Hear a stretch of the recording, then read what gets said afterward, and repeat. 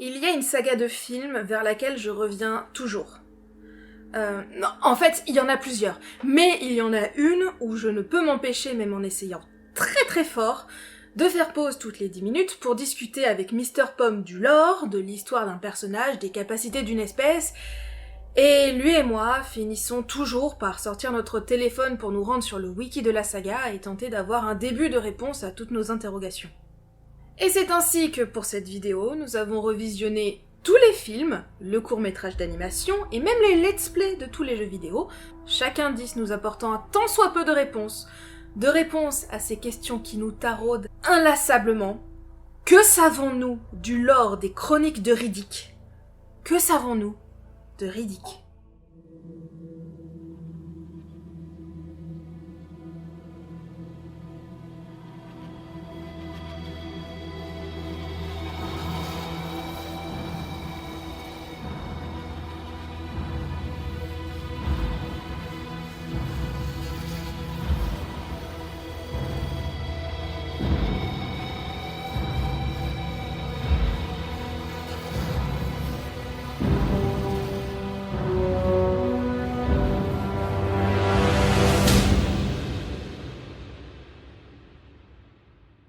Tout d'abord, petit démenti, nous n'avons pas pu visionner tout l'univers étendu de Riddick. Il existe un roman, des bonus DVD, des jeux mobiles et même une bande dessinée et un jeu flash sur le site officiel, tous apportant diverses informations supplémentaires. Informations que l'on retrouve heureusement sur le wiki de la saga. Bon, il est évident que le wiki nous a été utile, ne serait-ce que pour vérifier des théories, ou clarifier des détails encore bien trop flous à notre goût, mais la majorité des informations dont nous allons parler ici proviennent des œuvres auxquelles nous avons eu accès, et vous verrez qu'il y a quand même pas mal de choses à dire. Et donc, le lore de Riddick, qu'est-ce à dire que ceci ? Eh bien, tout d'abord, détachons-nous de son personnage principal, et essayons de structurer un peu l'univers qui se trame tout autour.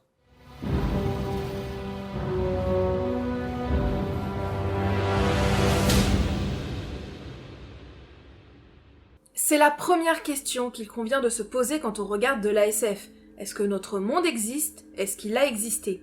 Et heureusement pour nous, cette question est répondue dès le premier film, notamment grâce au personnage de Paris. Cet antiquaire possédant avec lui une grande collection d'armes et d'artefacts en tout genre issus de peuples au nom bien terrestre. Mais c'est surtout cette scène qui ne laissera planer aucun doute. Je voulais mourir en France. Je ne verrai jamais la France.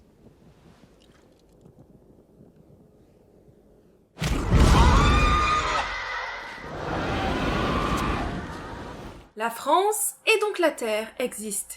J'irai même plus loin en disant que la Terre est encore habitable et civilisée. En fait, d'après ce qu'on peut voir, les humains sont encore en pleine colonisation des différents systèmes de leur galaxie.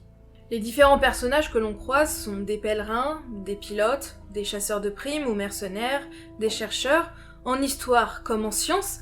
Après tout, ce n'est pas un camp de mineurs classique qu'ils retrouvent dans Pitch Black, mais bien un camp de géologues. Tous ont un train de vie les amenant à voyager très régulièrement, que ce soit en quête d'argent, de réponses, ou tout simplement d'espoir. J'ai aussi senti une femme. T-shirt, bottes, ceinture à outils en cuir, genre chercheur d'or. Des colons qui empruntent une route abandonnée.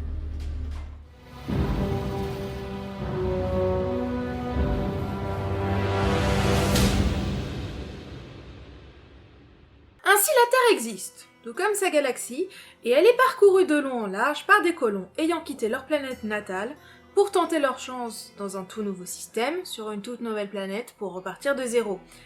Et il y a de tout comme système.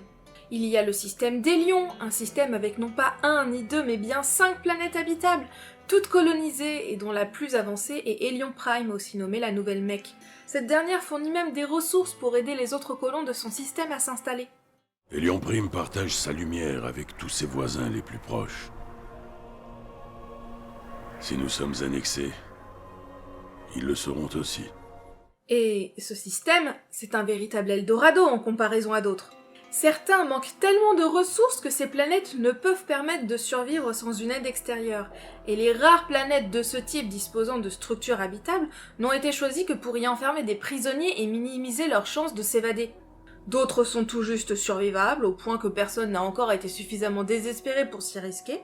Et il y a des systèmes, comme celui d'Aguera, un système dont la ressource principale est la mine, un système visiblement pauvre, où la vie est dure, et où seuls les désespérés et les fugitifs désireux de se faire oublier décident de s'y installer. Quite my home for years now since escape. Never leave. Much my homesickness eats through stomach.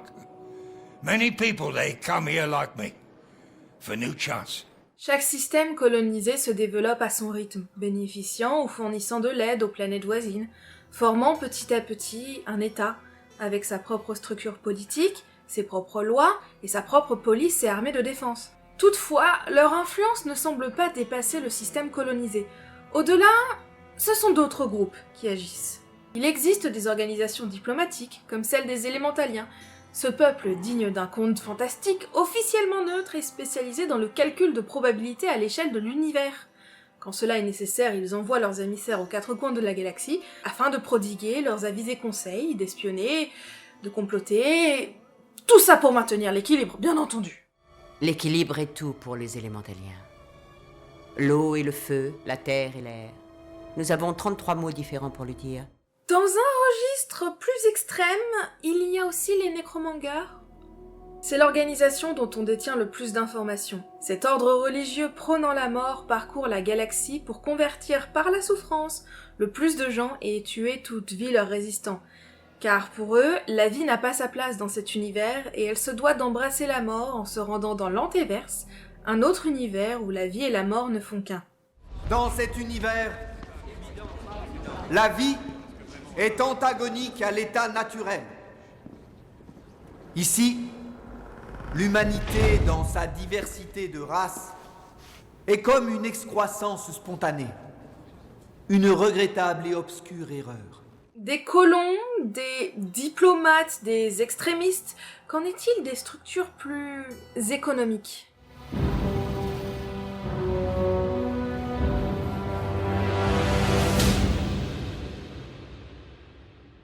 La compagnie nous a confié la responsabilité d'amener tous nos passagers à bon port, Fry. On va mourir nous aussi pour une fierté mal placée.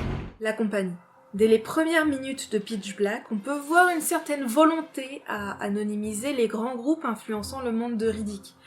Et cette compagnie, qui visiblement s'occupe du transport de marchandises et de passagers toutes classes confondues, ne sera d'ailleurs pas plus mentionnée. Sauf dans le wiki. J'ignore s'il s'agit de la même, mais elle aurait été aussi à l'origine de la conception d'un véhicule solaire très populaire dans la galaxie. Ah oui, et elle est aussi décrite comme étant un fournisseur de main-d'œuvre souvent constituée de prisonniers et d'esclaves pour des boulots impliquant généralement leur décès imminent. Une charmante compagnie, vraiment. Mais vous me voyez venir, s'il y a bien un gigagroupe agissant à l'échelle de la galaxie qui est mis en avant dans la saga Riddick, c'est bien le milieu carcéral. Qui sera prêt à payer le plus pour toi? Butcher Bay? Butcher Bay. 10 minutes de footing tous les 36 du mois. Et puis les tablettes de protéines, ça maintient. Eh, pourquoi pas Ursa Luna? C'est un chouette établissement type 2. Il y a toujours une piole de libre pour moi. De temps en temps, j'y fais un séjour express. Ah, ce qui va pas dans ces prisons, c'est que c'est des salles de sport pour ta fiole gavée de protéines. Peut-être bien qu'on devrait monter la barre un peu plus haut, il le mérite. Lui trouver un palace où il va vraiment se régaler. Où il nous conduit avec son délire. Vers une prison de type 3. Une tôle plongée dans le noir absolu, il en reste 3 éparpillés à travers ce système. 2 sont bien trop loin pour faire le voyage avec un vaisseau mou du genou comme cette chiotte. Ce qui vous laisse en fait qu'une adresse. Les prisons dans Riddick. Il y a tellement de prisons.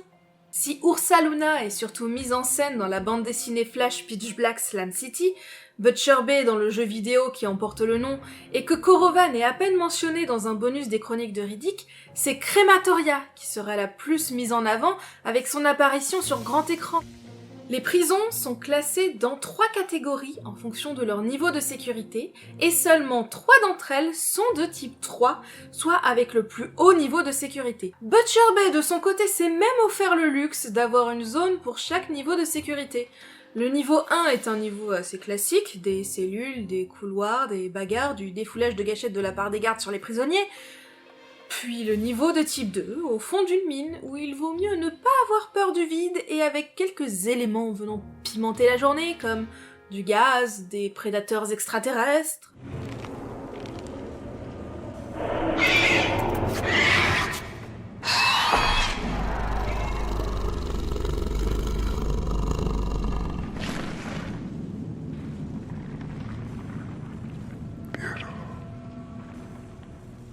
Et enfin le niveau de type 3, le dernier niveau, où la prison se contente de ranger les prisonniers les plus dangereux en sommeil cryogénique au sommet d'une tour. Mais heureusement pour eux, la loi 88 432-337B leur donne le droit à 2 minutes de réveil pour exercice physique quotidien. Toutefois, la loi serait actuellement en proposition d'abolition... Oups. Bounty plus 50 on Riddick. Right, Hoxie? I think Riddick about covers what you owe me, Johns. There's plenty other slams I can take Riddick to if you can't afford them. All right.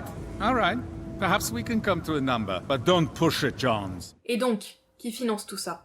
Qui construit les prisons, paye les gardiens, rémunère les chasseurs de primes qui leur livrent de nouveaux prisonniers? Parce que les mercenaires et les chasseurs de primes ont de leur côté fondé tout leur business là-dessus. Que ce soit les solitaires, les petits groupes, ou encore d'énormes industries qui n'ont pas hésité à investir dans des vaisseaux de cargaison gigantesques pour y stocker le maximum de fugitifs avant d'aller les livrer et tranquillement rafler la mise. Qui fixe les primes? Pourquoi autant de négociations comme si le prisonnier était un meuble au milieu d'un vide-grenier? D'où vient l'argent? La guilde nous verse un salaire de gardiennage pour chaque dollar chaque année. Nous on donne aux mercenaires 20% de la somme totale, sur la foi d'une certaine espérance de vie. La guilde. Voilà qui est derrière tout ça. C'est elle qui construit les prisons et engage le personnel qui se chargera de la gestion de cette dernière. Un salaire de gardiennage pour chaque prisonnier leur est versé chaque année, et c'est le personnel de la prison lui-même qui rémunère les chasseurs de primes. Ils font une estimation du nombre d'années que passera le prisonnier chez eux et paient 20% du total des primes annuelles que leur versera alors la guilde pour ce prisonnier. Mais bien évidemment, tout est négociable.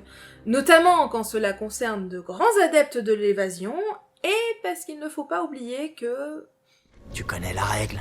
Ils sont vivants tant qu'on signe pour eux.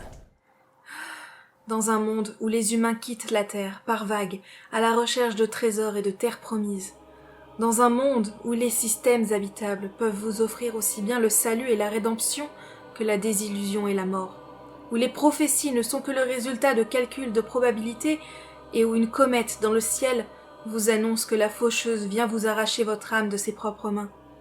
Dans un monde où certains ne voient en vous que de la matière mécanique et où votre valeur n'est plus que monétaire. Dans ce monde, des yeux vous regardent dans l'ombre, des yeux reflétant votre propre reflet, vous obligeant à faire face à la conséquence de vos actes. Des yeux remplis de la fureur de toute une espèce éteinte depuis des années et à présent teintés de mystère, de rêve et d'espoir. Dans ce monde évolue un homme, une bête, un furien, un seul et unique, Riddick.